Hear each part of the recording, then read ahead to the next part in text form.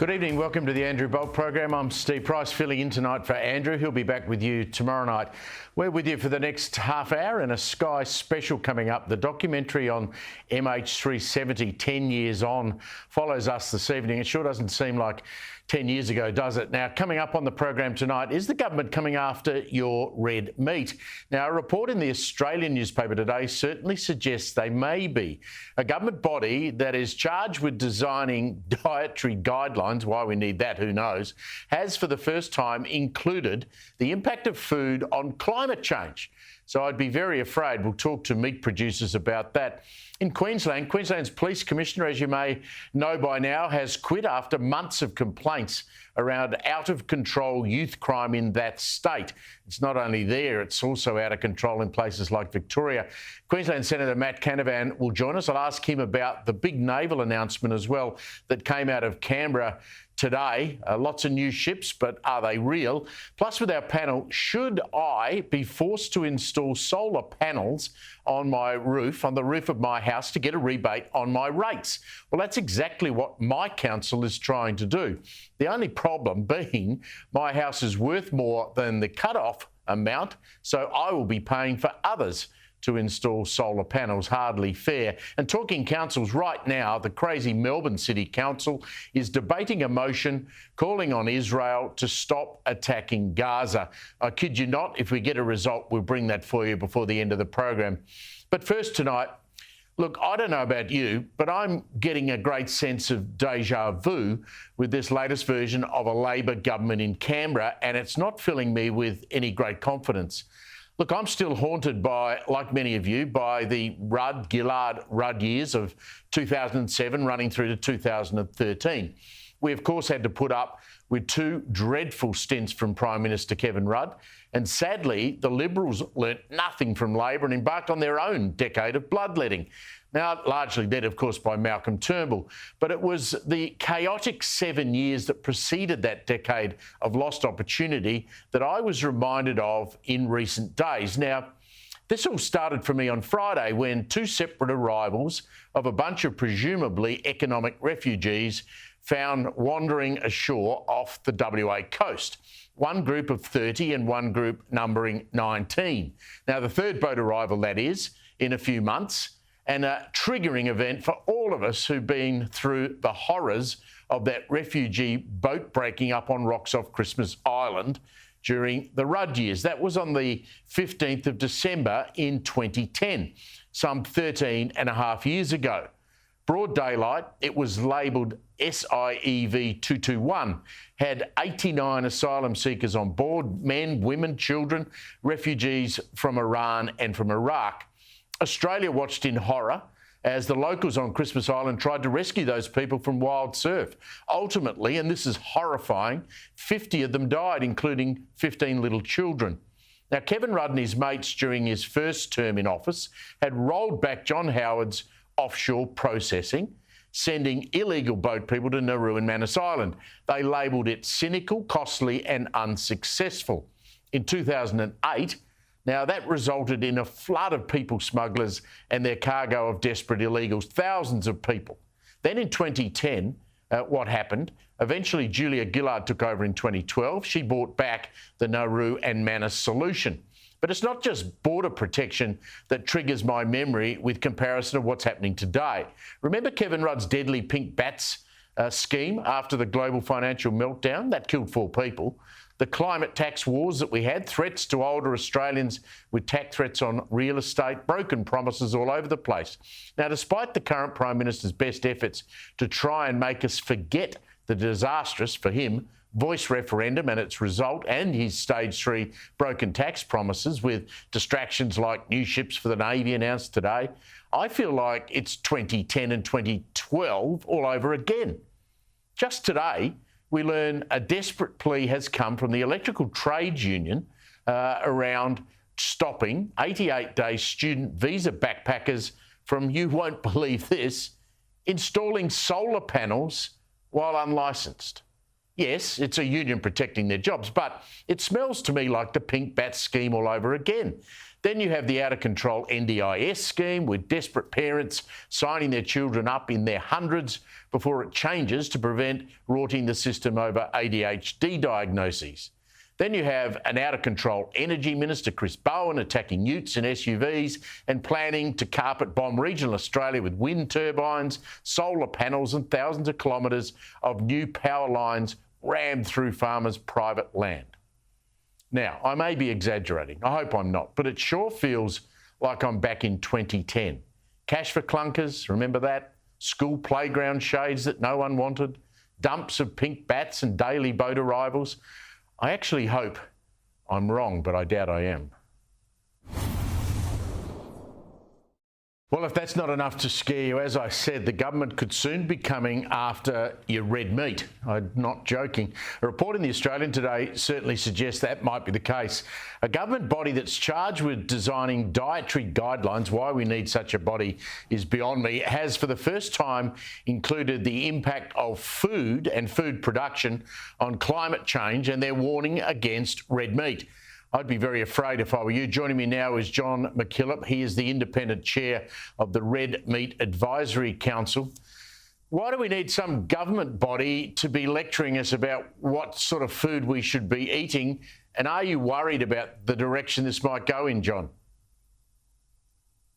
Well, I think we're very happy to have government advice where it's well researched and based on solid foundations about nutritional guidelines. I mean, if they can work with nutritionists and they can work with teachers in schools to help promote a healthy diet, then perhaps we won't have the obesity problem that we're having in Australia at the moment. But the proposal here is for the National Health and Medical Research Council to extend that into environmental and sustainability indexes. And nowhere in that title does it suggest that they have any expertise in environmental or sustainability knowledge. They're well and truly beyond their remit. And we're seeing this in a number of organisations lately where they go well beyond what they're intended to do. And I think there's an idealistic agenda that's hidden behind it, far beyond what they're meant to be doing. This mention of meat production and climate change has always been, or most recently been, in an index in the report, but now it's been moved into the actual report itself. That's obviously not just something that's happened by accident, is it? No, I think we're seeing a lot of pressure from, particular niche groups and animal welfare groups, climate activists that probably have other agendas hidden behind them. In this great push to do away with the livestock industries.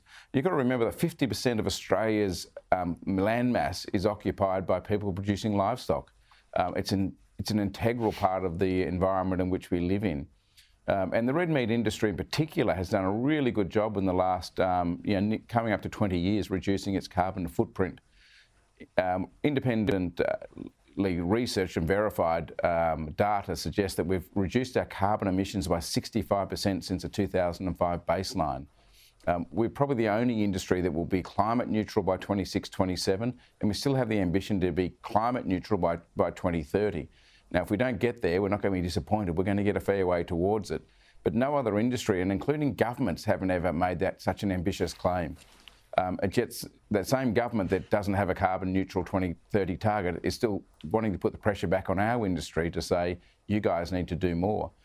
Unlike other sectors such as energy and transport, the great thing that agriculture has is the ability to sequester carbon as well. Sure, we emit it through consumption of diesel fuel, nitrogen fertiliser, etc., and methane in particular, but we also have a great ability to sequester it through trees and grasses and soil carbon. Well, they're all great points, and I was going to make the point that what's more sustainable than a herd of beef cattle? I mean, they eat grass, they reproduce themselves, and it's completely sustainable. Well, you don't have to have a science degree or an environmental degree to drive past two paddocks. On the left-hand side will be one that's growing wheat or barley, and there's not a tree in sight, and there's diesel being burnt, and there's fertiliser going on, and there's chemicals going on. And I'm not saying that that's a bad thing, but that's just what our production system is in grain. And on the other side of the road will be a paddock with trees in it, bird life in it, bees buzzing around and cattle grazing on pasture. I don't think we need anyone from a nutritional council or anyone else to tell us which one is going to be more sustainable in the longer term. 100%. Just finally, how are you going to fight the good fight on this issue? I mean, clearly there are people, particularly within the green left of Australian politics, coming after the cattle industry and to a greater degree the wider industry in food production. How are you going to fight this? Well, we're very fortunate in Parliament to have very many supporters. In fact, we have a parliamentary Friends of the Red Meat Industry function next week in Canberra. Every time I'm in there, which I am regularly, we feel this great support that comes through from the vast majority of people on both sides of Parliament. So I don't think it's a large movement. I think it's a very niche movement, and unfortunately that movement seems to have the ear of some of these bureaucrats, and I think they're chewing in that ear fairly hard. They'd be far better off chewing on a great steak and enjoying the nutrition that comes from that. Couldn't agree more. John McKillop, thank you very much for joining us. Appreciate it very much. No, thanks for your time and thanks for your interest. And seeing all those pictures of red meat makes me feel like wanting to go home and fire up the barbecue. Imagine telling Australians they can't eat red meat because it's not sustainable enough. People have been eating beef for eons, me included, and I'm not about to change. I wonder what National Senator Matt Canavan makes of all of that. You're a great friend of the red meat industry, the cattle industry. You're worried about these people sticking their nose into what we ought to be eating? Oh, well, look, I'm just sick and tired of the politics of this.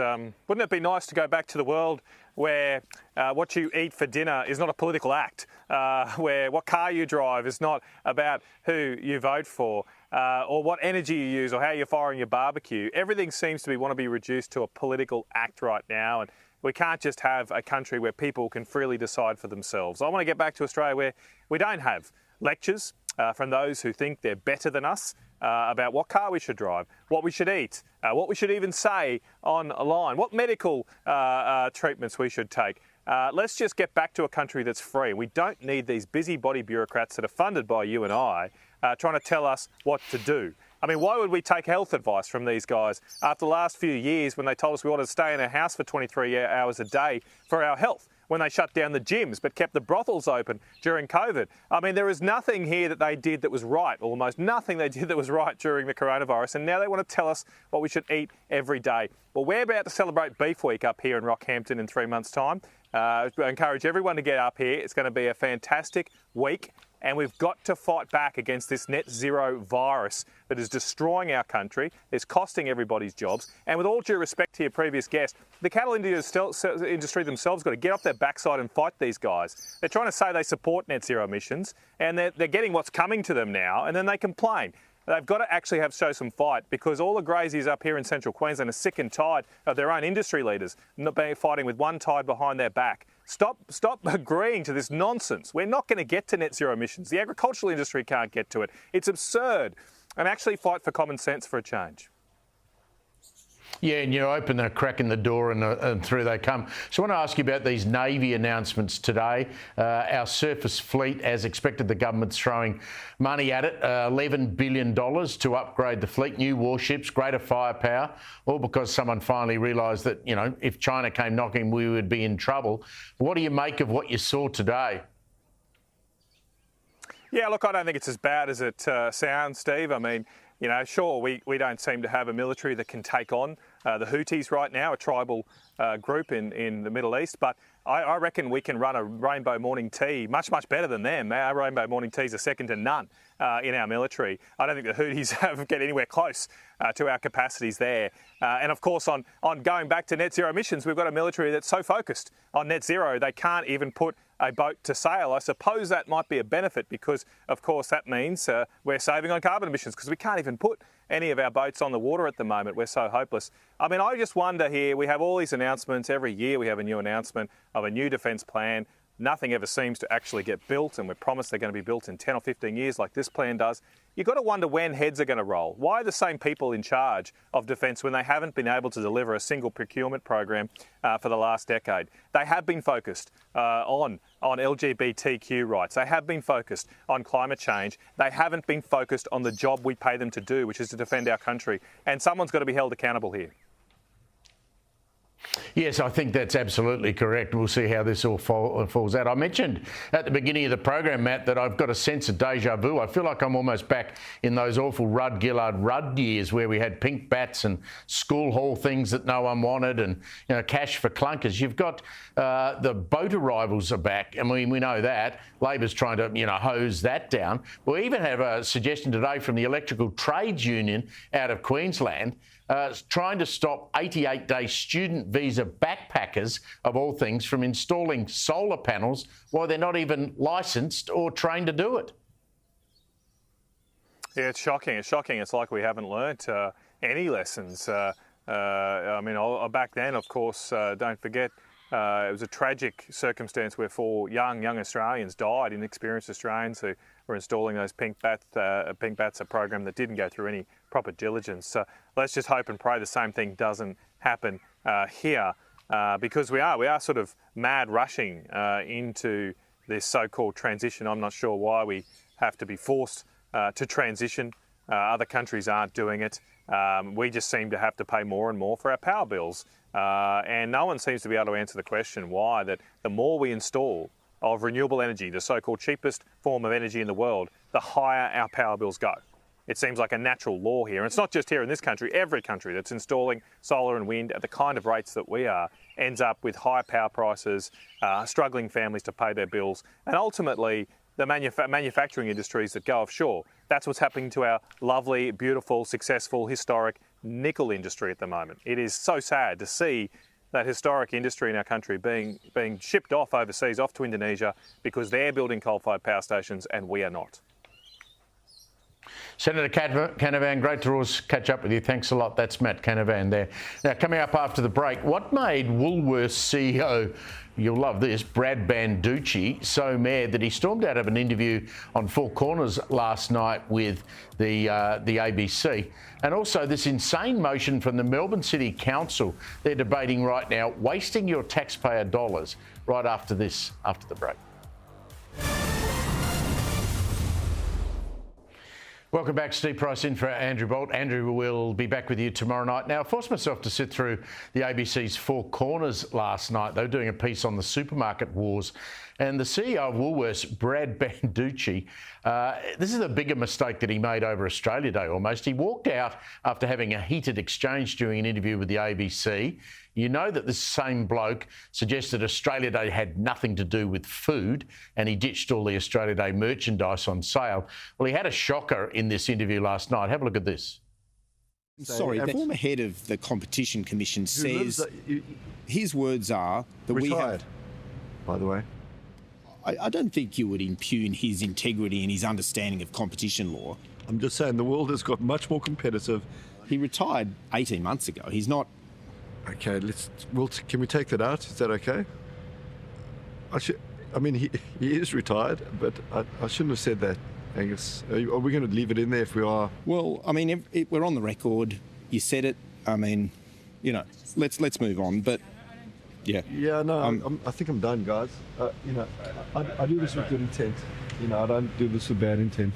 No. You're walking out? No, of course, we'll be finished in a second.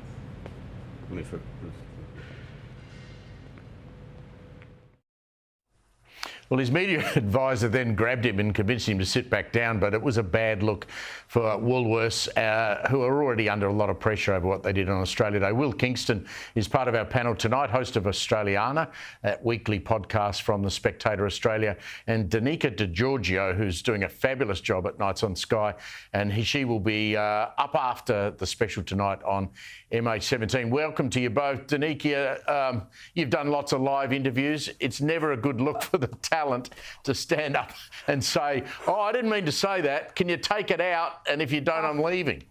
I mean, what an absolute shocker, Steve. I felt uncomfortable watching that. It makes you absolutely cringe that Brad Banducci, or just Brad, as we know he likes to be called, actually walked out of that interview. And what makes it worse is his media minders came fluffing after him. They were absolutely wetting themselves over this. But look, this is a shocker. He is meant to be the CEO of Woolworths, a major company. If he can't take basic questions and important questions too on price gouging, he should not be the CEO of his company. But as we know, he's actually going to be appearing at the Select Senate Committee into prices in supermarkets soon. So, Steve, if that was his performance in an interview, get your popcorn out. I've never wanted to watch the Senate more than I want to see Brad Banducci in front of the Senate. It's going to be absolutely great viewing.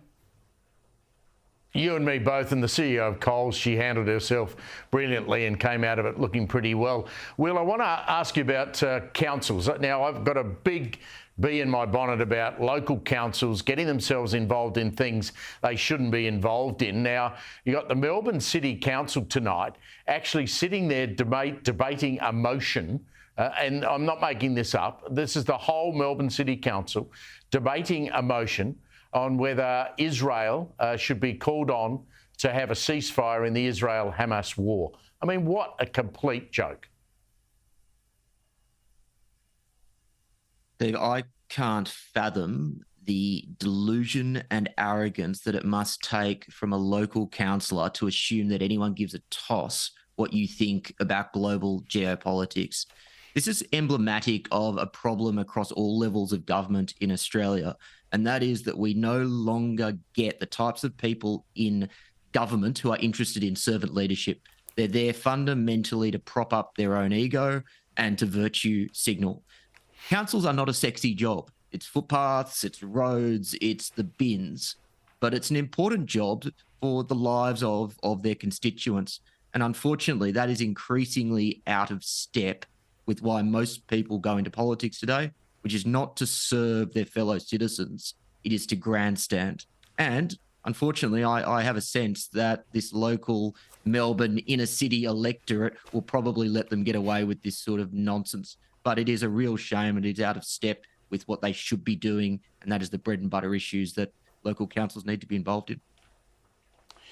The other problem, Danica, and you may be reporting on this later tonight, is that there are members of the Jewish community going to turn up. They're upset about the fact that council's having this debate at all, and that's their right to turn up there. It's I imagine they are Jewish members of the ratepayers of the city of Melbourne, but also pro-Palestinian protesters are due to turn up. The police are going to be there. So we're going to have, again, one of these pressured situations, which is unnecessary because the council should just shut up and keep their head out of this stuff. It's totally unnecessary, and it makes for a very uncomfortable situation for the members of the community who genuinely do rock up to these meetings because they want to have their say, as they should have their say. Look, I completely agree on this, that councils need to mind their own business, stop putting their hands in our lives, and do what us ratepayers actually pay them to do, and that is to look after roads, rubbish, and rates, and that is stop telling us how we need to live our lives, stop pushing agendas on us. I just fear it's getting out of control, to be honest, Steve. Well, just on councils, my local council today announced that if I agree to put solar panels on my roof, they'll give me a discount in my council rates.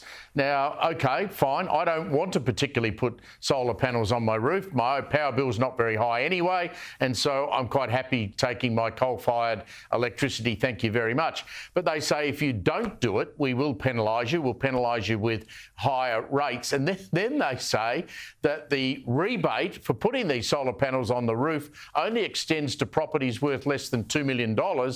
Mine is over $2 million, so I don't get the rebate anyway, so I'm paying for someone else to put solar panels on their roof.